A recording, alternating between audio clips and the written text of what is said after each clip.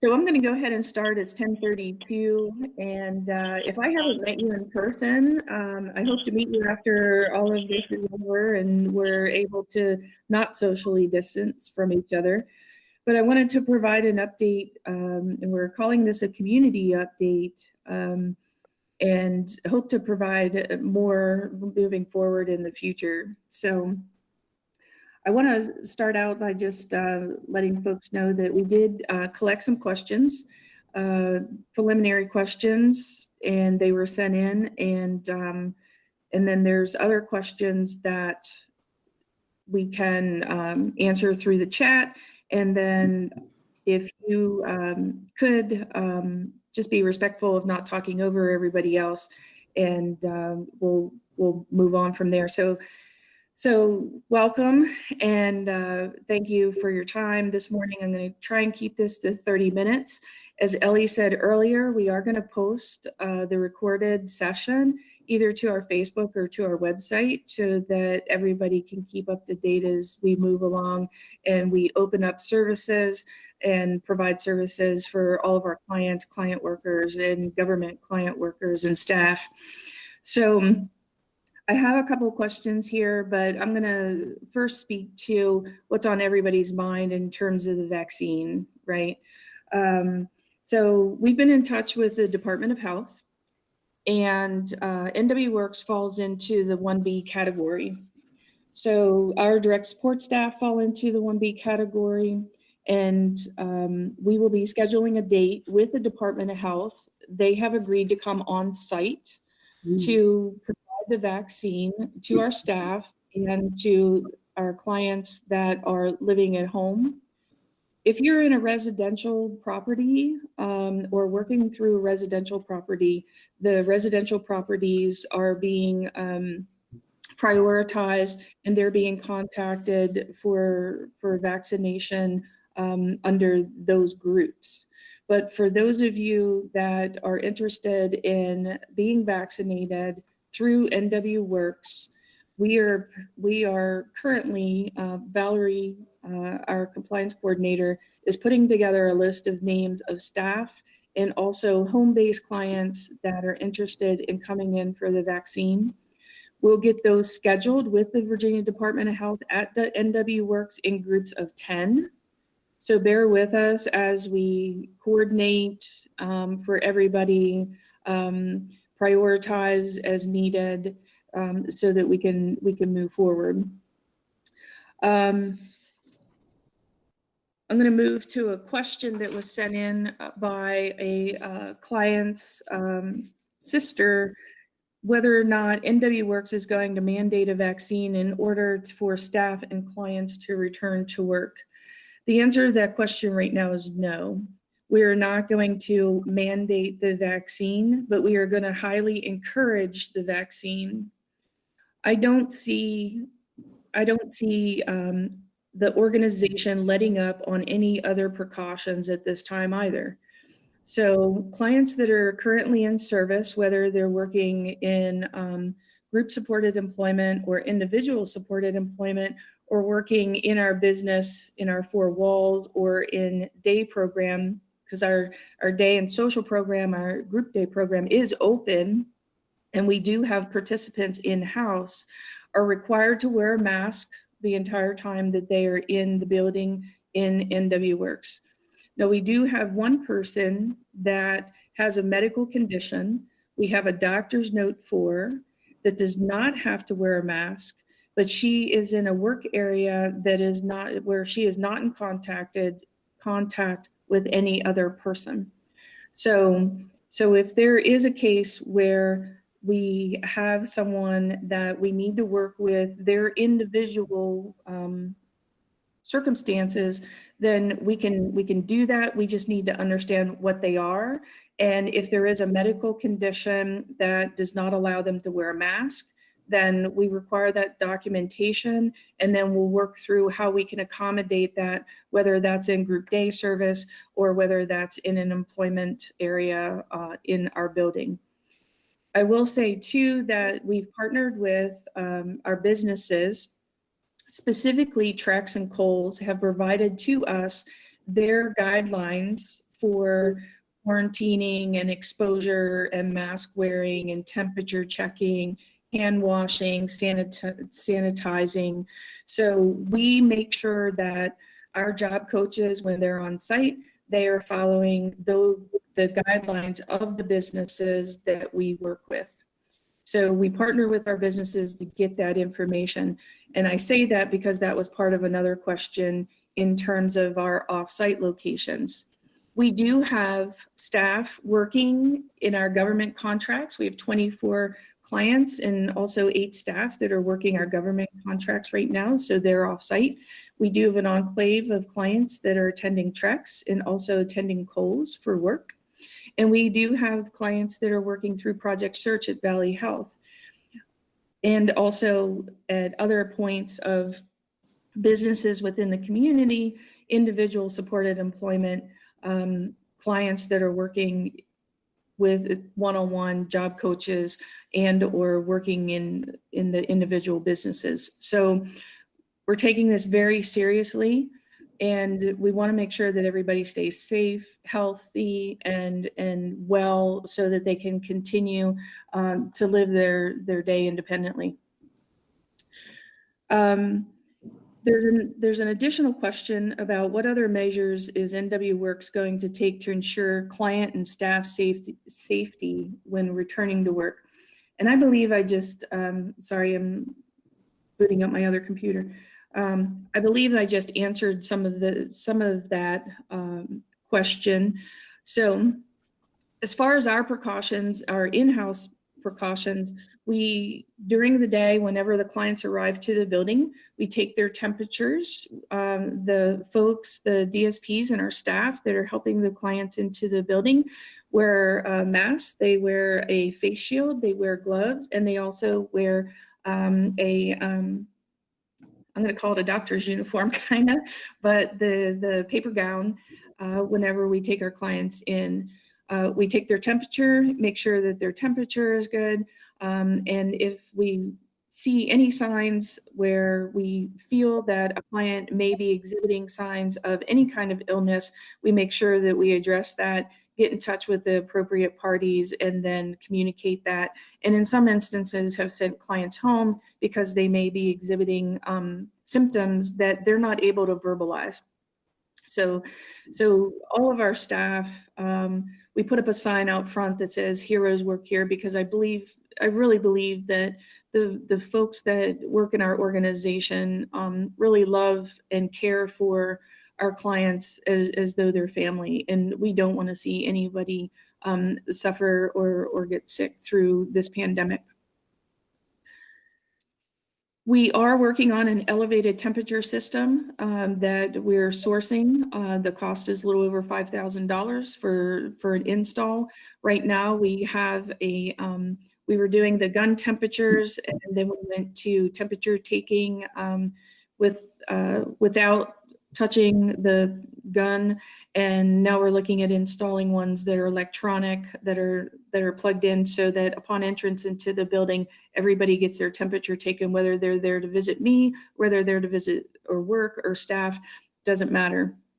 We're also investing a little over $39,000 into an Atmos air purification system, and the system will be installed through our HVAC system. And it avoids the building of having what's called sick building syndrome. If you look it up online, it kills 95% of all airborne pollutants. And we want to install this so that we make sure that the air quality in the building is the healthiest for our clients.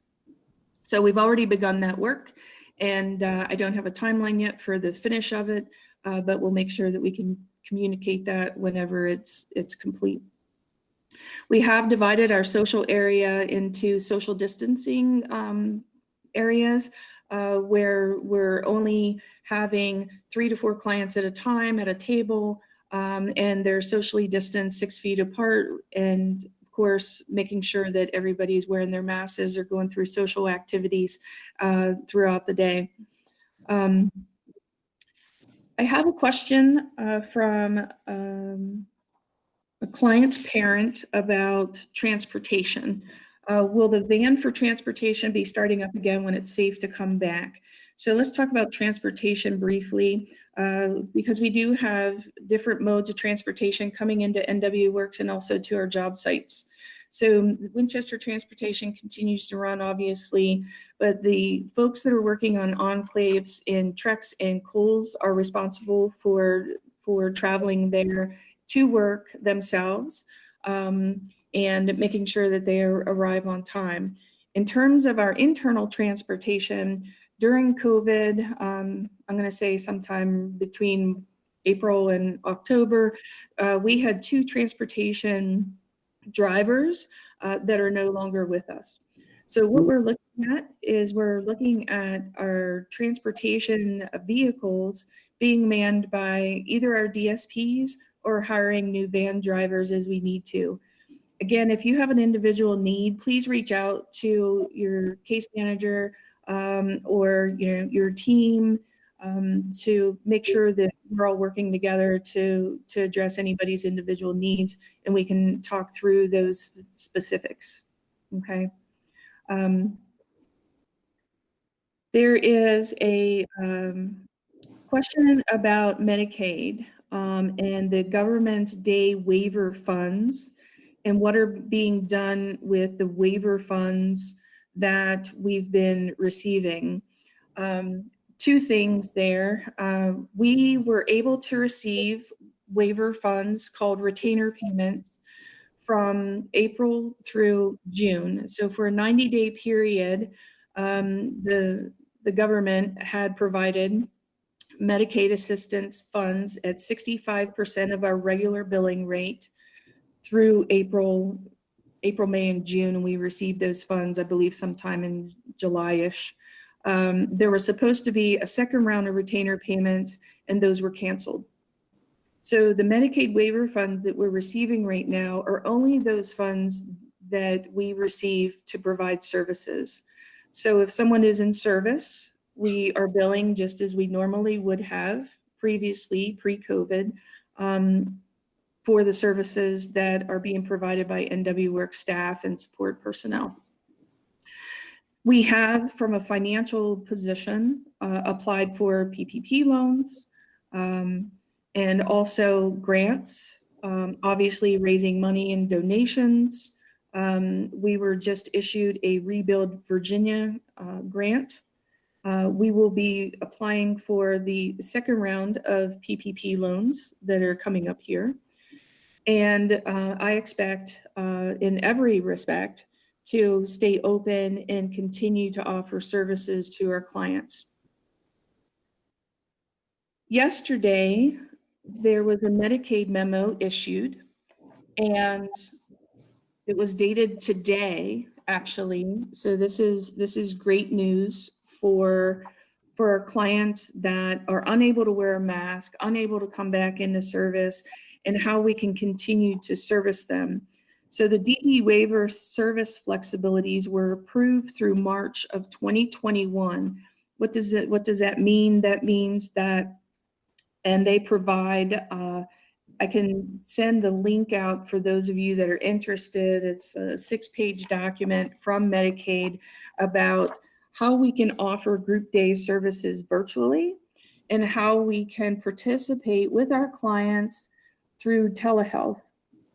So, for instance, developing problem-solving abilities, sensory, gross, and fine motor control abilities and communication, personal care skills, developing self-social environmental awareness skills, developing skills as needed in positive behavior, community resources, community safety, and peer positive interactions, educational programs in integrated settings, and forming community connections or relationships. It goes on and on about the types of services that we're able to provide. Now, the good news is that as we've been, I'll call it dealing with COVID, day in and day out, we've been preparing for this and working on curriculums through our mission and programs department to make sure that we're able to reach out to our clients. We don't want to see anyone regress.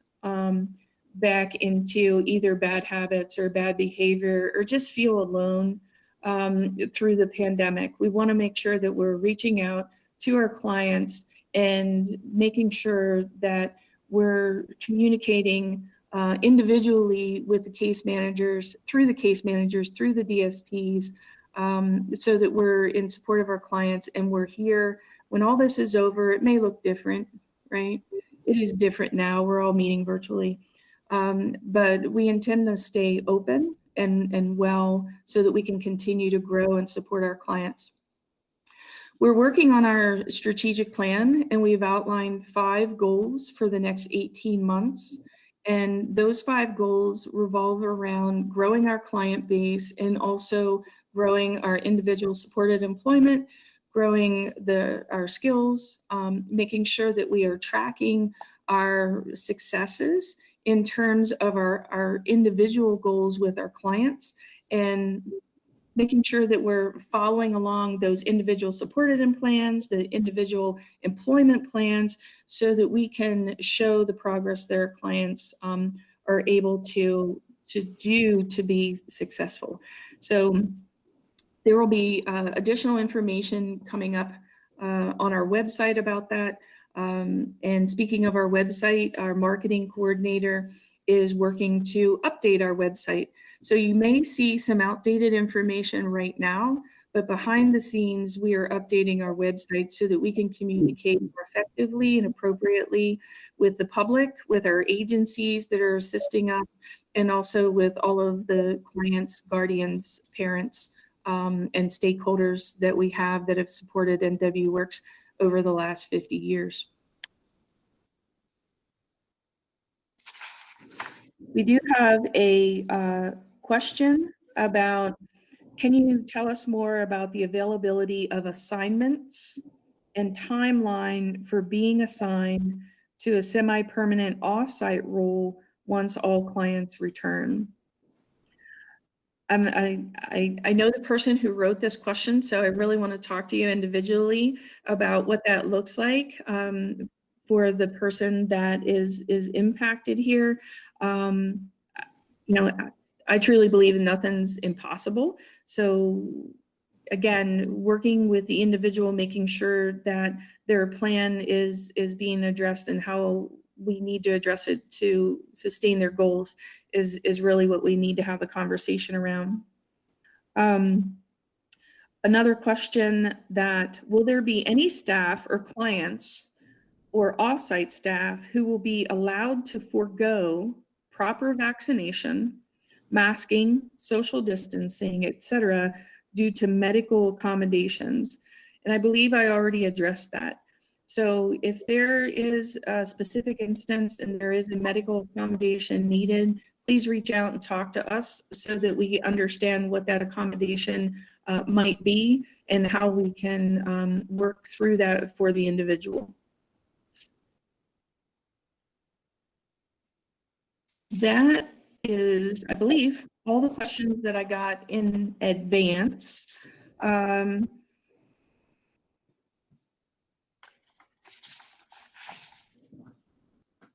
And I believe I covered the topics that were requested. So I'll open it up now for any individual questions or if there's any questions in the chat. So let's go to the chat real quick. Don't see any questions in the chat. Sorry, can't speak in the chat. So is there anyone that would like to come off mute and ask an individual question?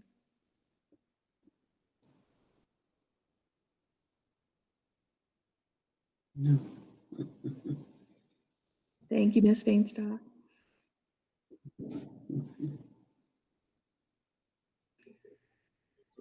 I think you hit everything I wanted to know. I try to be as organized as possible. I believe that, you know, truly my phone number, my cell phone number is on my email address. My email, I can be reached, dtaylor@nwworks.com. If there are other questions, I'd really like to make sure that we're communicating efficiently and effectively and on an ongoing process and purpose to the community as we move forward through going through the vaccination process, moving through the rest of the pandemic. I can't tell you that I don't know anyone really that hasn't been impacted by the pandemic and what it brings to families and individuals. And it's not fun. It's not to be messed with. It's not to be taken lightly.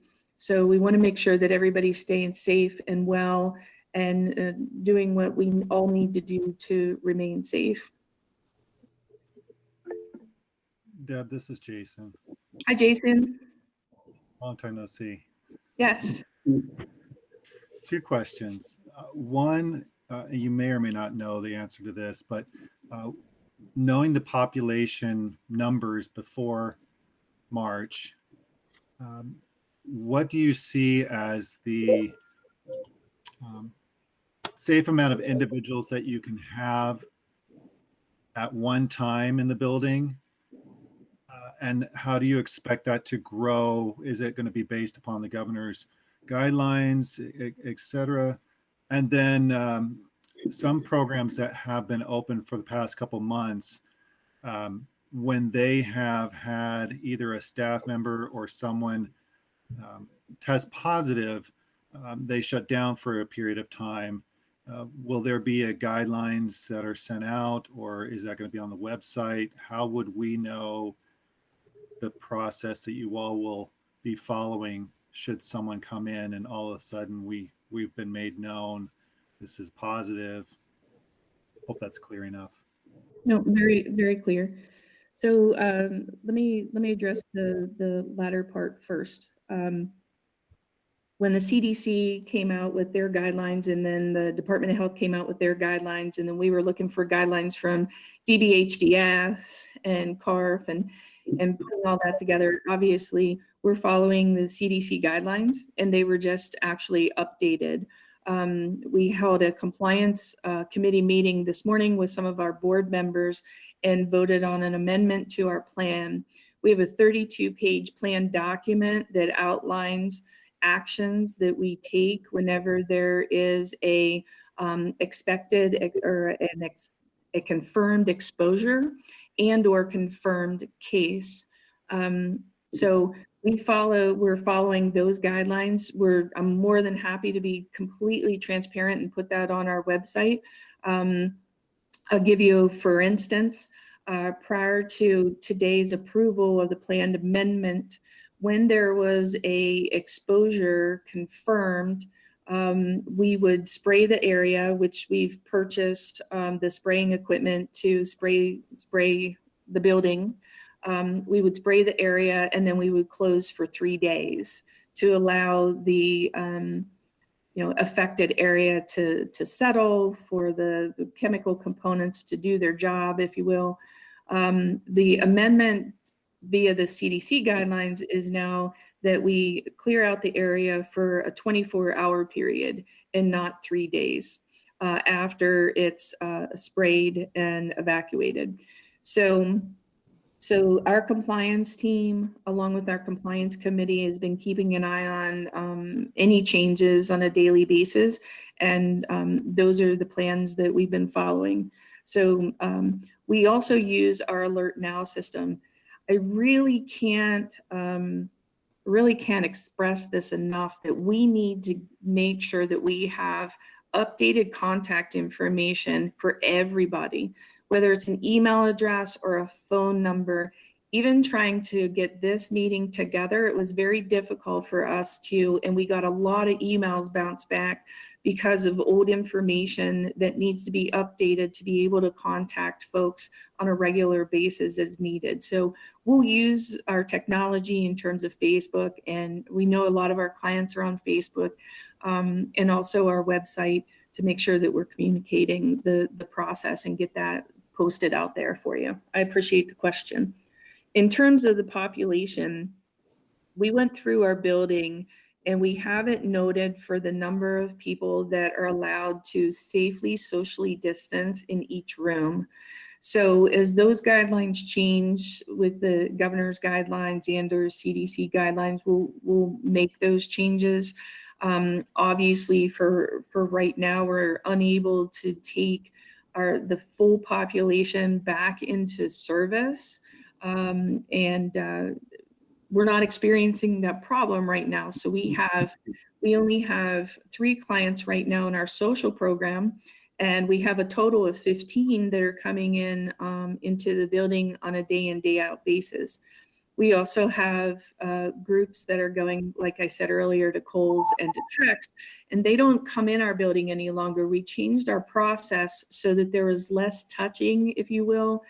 So folks that are working on our offsites go directly to our offsites. They do not come into the building to check in. And we're working on technology to allow them to actually punch in and out via a phone or a tablet at those offsites instead of coming into the building. There's been a lot of manual processes. Our DSPs have been working on a lot of paperwork manually, and we're making sure that those high touch areas or high touch points are clean throughout the day. I don't expect our population to all come back at one time. If it did, I would hate to say that we would have to turn people away, but we're really not in that position right now. And we are focused, obviously, for those that are able to work, for us to find them work. And I'm really excited about being able to offer the group day services either to individuals in their homes or through the residential providers that support our clients' living.